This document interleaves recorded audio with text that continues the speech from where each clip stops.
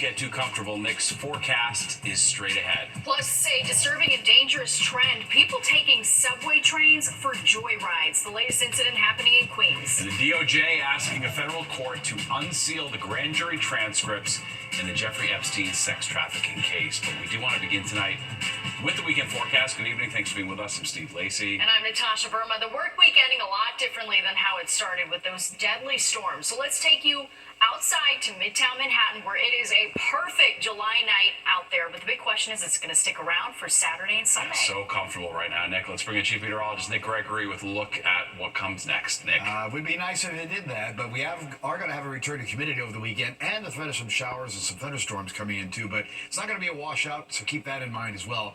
But it is definitely a much more comfortable night out there than recent nights. Last night at this hour, we were about 10 to 15 degrees warmer, depending upon where you were.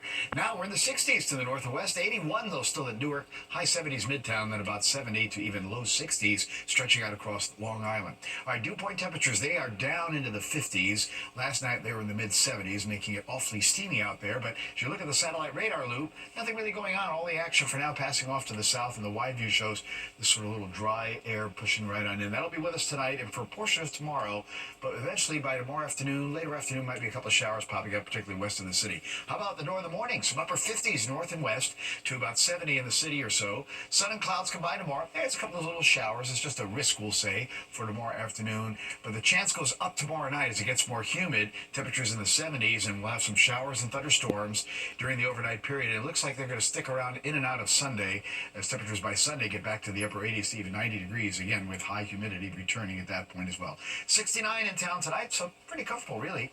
Upper 50s to mid-60s in the suburbs. Just a few clouds. Again, tomorrow, combination of sun and clouds will be climbing through the low to middle 80s. That shower risk again later on in the day. Natasha? All right, Nick, thank you. And developing right now, the Justice Department has asked a federal court to unseal the grand jury transcripts in the Jeffrey Epstein case. This comes after a firestorm of backlash from Trump's base and his critics.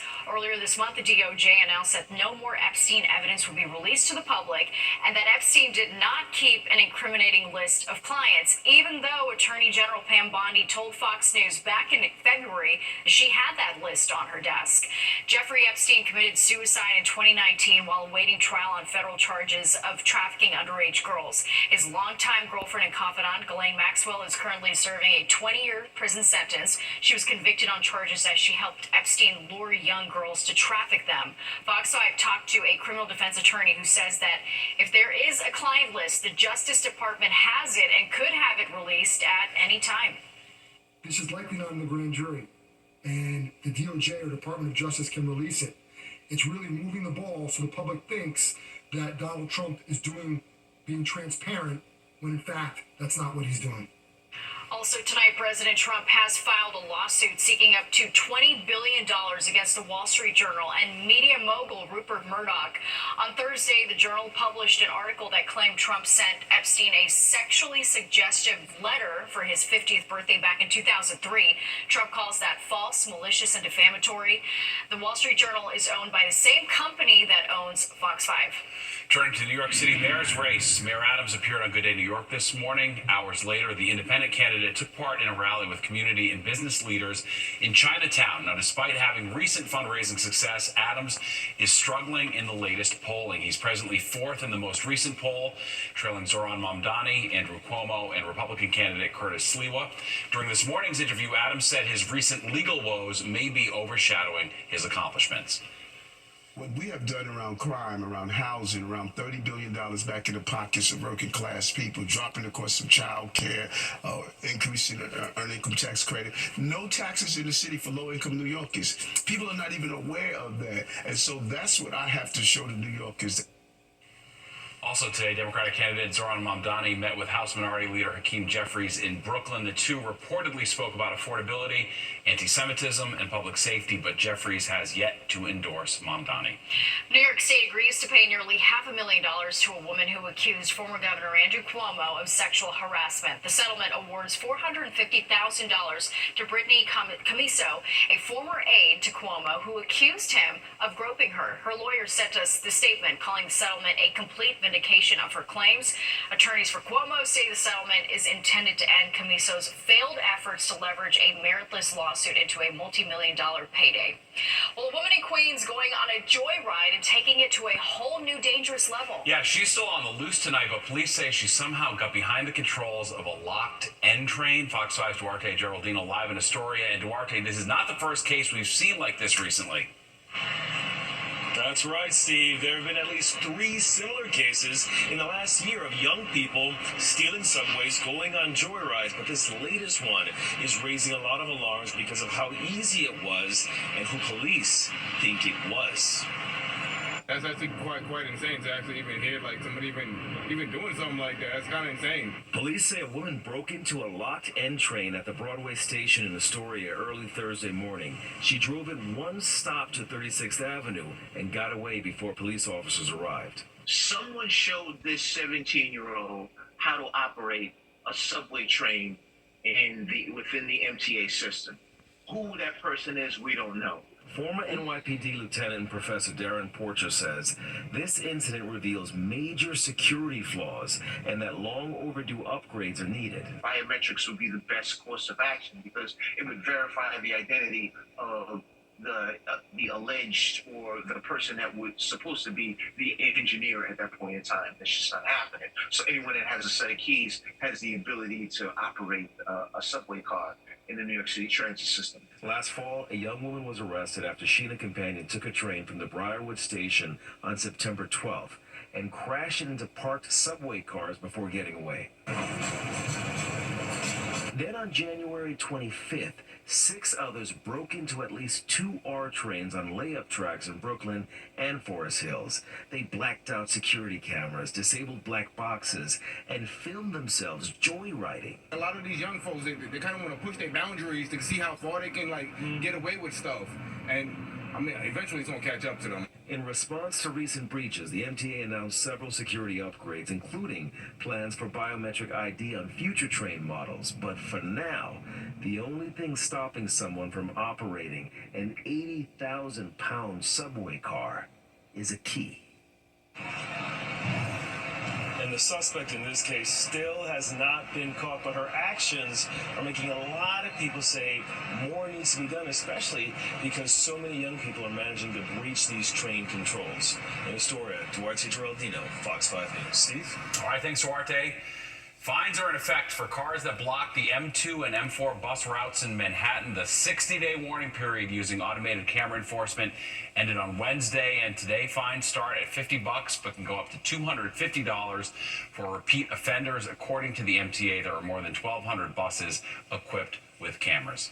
An emotional reunion today after a Queens high school student detained by ICE is finally back home. 19-year-old Drulis Chusin was released on $20,000 bond after spending more than a month at a detention facility in Texas. He's an 11th grade student at Grover Cleveland High School in Ridgewood and was arrested on June 4th during a scheduled immigration hearing. We were able to argue and establish to the court's satisfaction that this boy, who is a student who has no criminal record, who was attending his court hearings, is in fact not a danger to our society, nor is he a flight risk. Chusin's attorney says he will now continue his asylum case while living with his family and going to school. The man who was pulled into an MRI machine on Long Island has died. That incident happened Wednesday afternoon at Nassau Open MRI in Westbury. Police say the victim, a 61-year-old man, entered an unauthorized MRI room while a scan was in process and was drawn into the machine by his necklace. His identity has not been released. Well, the House has given final approval to President Trump's $9 billion budget cut request to public broadcasting and foreign aid. The bill narrowly passed by a vote of 216 to 213 early this morning. It includes $1.1 billion in cuts for PBS stations and NPR and nearly $8 billion for a variety of foreign aid programs. The bill now goes to the president's desk for his signature. And today, President Trump signing into law a landmark bill that regulates cryptocurrency. It's called the Genius Act and applies consumer protections to a type of of cryptocurrency called stablecoins, which are tied to stable assets like the U.S. dollar. Trump says that the new law will make the future of crypto and the crypto industry stronger. An investigation is underway after a blast killed 3 members of an arson and explosives unit in Los Angeles. It happened around 7:30 this morning at the LA County Sheriff's Department training facility. Officials believe it was an accident that may have occurred when the deputies were moving explosives. The victims were part of an experienced team that responds to more than 1,000 calls a year. This is, unfortunately, the largest loss of life for us as the LA County Sheriff's Department since 1857. Officials say this was an isolated incident. They have rendered the remaining explosives at the scene safe, and there's no further threat. Well, the man who was part of one of Hollywood's most acclaimed songwriting teams has died. And then there's Maude. And then there's Maude. And then there's Maude. And then there's Maude. That's a theme from the classic sitcom Maude with lyrics by Alan and Marilyn Bergman. A family spokesman says that Bergman died yesterday in his Los Angeles home. The Oscar-winning couple wrote iconic songs like The Way We Were and It Might Be You, collaborating with everyone from Barbra Streisand to Quincy Jones. Alan Bergman was 99 years old. And we're just getting started on this Friday night. All right, straight ahead, record high prices might have you saying, where's the beef if you're going to a barbecue this weekend? Plus, no matter the temperature above ground, it's always a summer scorcher underground. I'm Richard Giacomas trying to keep cool with a TikTok sensation who's measuring the temperatures on the subway platforms. Next, in the 10 o'clock news. JD Power, 10 o'clock news. Fox 5, watching your wallet tonight. And record high prices may have you beefing over steak and burgers. By the numbers, the average price of ground beef hit a record high of $6.12 a pound in June. A steak goes for, on average, $11.49 a pound. Fox 5's Jeffrey Williams checks out whether the prices are driving people to other sources of protein. Well, we've got a demand bump going on, too, because everybody likes to put a hamburger or a steak on the grill, and this is the time of year. So we got supply and demand working towards higher prices. With summer in full swing, you might want to throw a little shrimp on the barbie because the price of hamburger patties and steaks have reached record highs. It was to be cheaper, but now it's sky high, and you be buying in bulk, and you thinking you saving, then you get to the register, and you be having a sticker shock like that. The main reason for that is we're producing less beef. We've got a smaller cow herd in the U.S., and now that's starting to show up in some lower amounts of beef production, so tighter supplies, and it's grilling season. Livestock economist David Anderson adds years of drought caused a reduction in cattle. We also went through a bunch of years of really low prices for ranchers relative to their costs. So they were unprofitable, and so that leads us to produce less beef as well. We gotta eat. Doesn't matter how much they want for it, right? If you like beef, I eat beef. I love beef. So it won't matter how much they want for it. If I want it, I get it. In the city, on an online grocery app, we saw prices as low as $4.59 a pound. But chances are you'll have a tough time getting your hands on meat that cheap. If ranchers are able to start rebuilding their herds, adding more cows, you know, it's kind of biology, but that still gets us several years down the road before we see increasing production and much lower prices. Beef has become so expensive, we reduce what we eat in beef. So we don't eat as much beef. More chicken, more fish. Yeah, tend to stick to ground beef or chicken, you know, it's too expensive. So we eat lighter, you know, and we just gotta save every dollar we can. And it's tough because it's grill season, right? Right, well, I'm not a griller, so, you know, it ain't coming from me. I'm going to be the guest. On the Upper East Side, Jennifer Williams, Fox 5 News. The public pool in Red Hook, Brooklyn will stay closed until mid-August. The city says that it never opened for the summer because of a major water pipe burst while it was being filled. People who live in the area say this could not have happened at a worse time. At least 1% of the city budget going to parks, we will see more and more issues like this at the Red Hook Recreation Center. It was announced basically 2 days before the pool was supposed to be open. It seemed like this should have been anticipated. As of June 1st, 8 of the city's 12 indoor pools were closed because they're either in need of repairs or having staffing shortages. Well, regardless of the temperature outside, it's almost always hotter underground, especially during this last week of heat, and then the humidity too. For sure. And there's one man on a mission to show us how hot it really feels in the city subway system. Fox 5's Richard Giacobas went for a ride with the TikTok sensation. Finally, after weeks of high heat, the summer swelter on this night has let up. But underground, the heat miser is still holding court. And heat index is what we're focusing on because that's the feels like temperature. Meet Jack Klein, a self-proclaimed temperature taker and strap hanger who brings his own device underground to measure what it feels like in the nation's largest transit system. Jack runs New York Lab, a nonprofit that works to highlight environmental stressors within New York's public infrastructure. And notice how the humidity outside was 42%, and right when I walk down the stairs, it rises to almost 50%. It's just going to become more dangerous. It's a public health issue, really. That's how I'm framing it. With his own sensor that measures heat and humidity, Klein visits subway platforms across the city and has started a whole temperature trend on TikTok. It's racked up thousands of views. So here it's about 94 degrees heat index. One of Jack's highest readings recently at the 14th Street Union Square station. The heat index was nearly 130 degrees. At the Times Square 42nd Street station on a normal summer day, the 1, 2, and 3 Uptown platform's heat index is reading 97. They need better ventilation down here to get the air out. I think they should provide fans down here. As you can tell by my shirt, it's pretty hot down here. And in response to Jack's experiment, the MTA points us towards its climate resiliency roadmap, listing the 3 sources of heat which make conditions unbearable underground.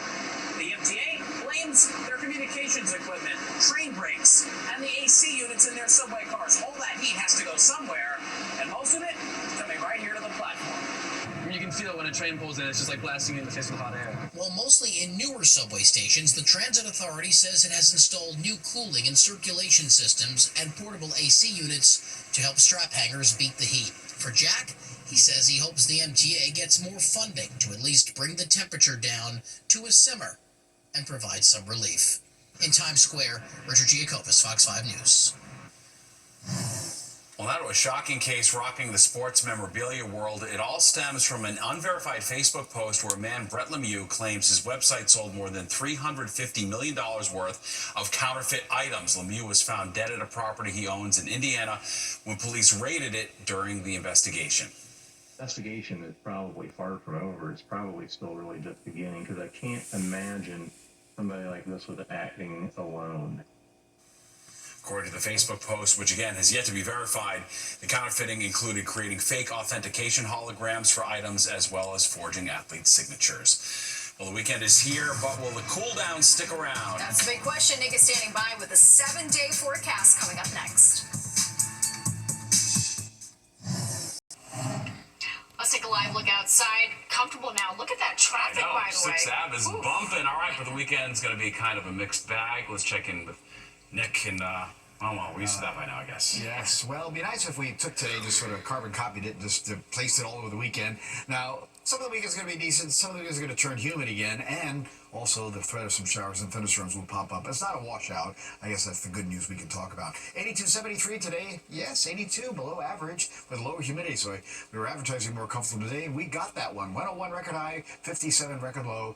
It's clear. 77 over the city. Humidity is dry with dew points in the mid-50s. We like that. Strong pressure reading is still rising. 30.12. High pressure settling in from upstate New York, giving us this very nice weather.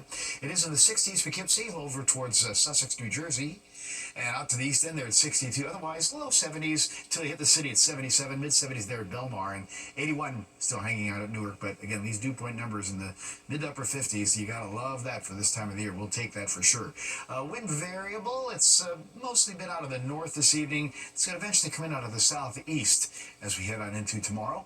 And again, the highs for the day, Newark, the outlier there at 87. Almost everybody else, though, lower 80s. 81 East Hampton, stayed in the 70s. Poughkeepsie and over to Scranton, and even upstate New York was in the 70s today, heading down towards the State College.